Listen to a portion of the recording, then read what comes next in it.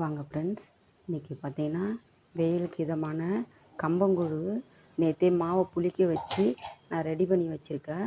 இங்கே பாருங்கள், எவ்வளோ அழகாக இருக்குது பார்த்தீங்களா. நம்ம இது கொஞ்சம் எடுத்துக்கலாம். இதை பாருங்கள், எடுத்துக்கலாமா. இதுக்கு தேவையானதை இதை பாருங்கள், தயிர் ஊற்றிக்கலாம் இதில். அதுக்கப்புறம் பாருங்கள், வெங்காயம் போட்டுக்கலாம்.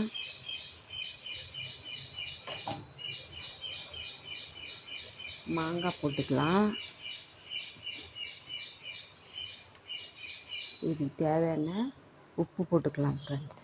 போட்டுக்கின்னு இதுக்கு சைடிஷ் பார்த்திங்கன்னா இந்த பாருங்கள், மாங்காய் கட் பண்ணி வச்சுக்கிறேன். இந்த பாருங்கள்,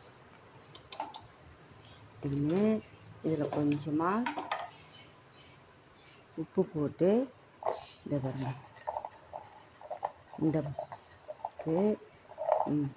பாருங்க, மாங்காய் பாருங்கள். அது மட்டும் இல்லை, இந்த பாருங்கள், மாங்காய் வச்சுக்கிறேன், தயிர் வச்சுக்கிறேன். இங்கே பாருங்கள், நைட்டே வடித்து பழைய சாதம் தண்ணி விட்டு நல்லா வச்சிருக்கிறேன். தயிர் ஊற்றி நல்லா இதை பாருங்கள், இந்த பாருங்கள், பழைய சாதம்.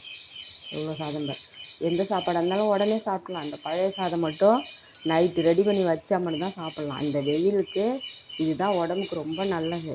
பாரம்பரியமாக இந்த பாருங்கள். வாங்க ஃப்ரெண்ட்ஸ், எல்லோரும் வாங்க. இந்த பாருங்கள், அப்படியே அழகாக கரைச்சி, இந்த பாருங்கள், அழகாக கரைச்சி வெயிலுக்கு அதுக்கு நல்லா கரைச்சி, இந்த பாருங்கள், இதில் அந்த கொஞ்சோண்டு இந்த தண்ணி இருக்குது இல்லையா,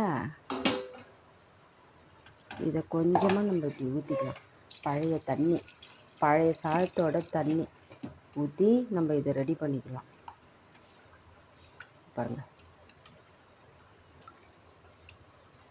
பாருங்கள்,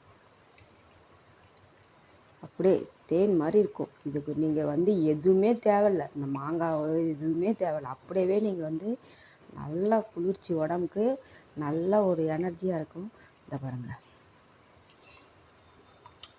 எவ்வளோ அருமையாக இருக்குது பாருங்கள் பார்க்குறதுக்கு. இந்த பாருங்கள், இந்த மாங்காய், இந்த பாருங்கள், இது பாருங்கள், வெங்காயம் இருக்குது, அது பழைய சாதம் இருக்குது, கூழ் பார்த்திங்கன்னா களி இருக்குது. இந்த பாருங்கள், கம்மங்களி, இதில் மோர் ஊற்றி கருவாடு தொக்கு வச்சு சாப்பிட்டா அவ்வளோ அருமையாக இருக்கும். வாங்க ஃப்ரெண்ட்ஸ், சாப்பிட்லாம்.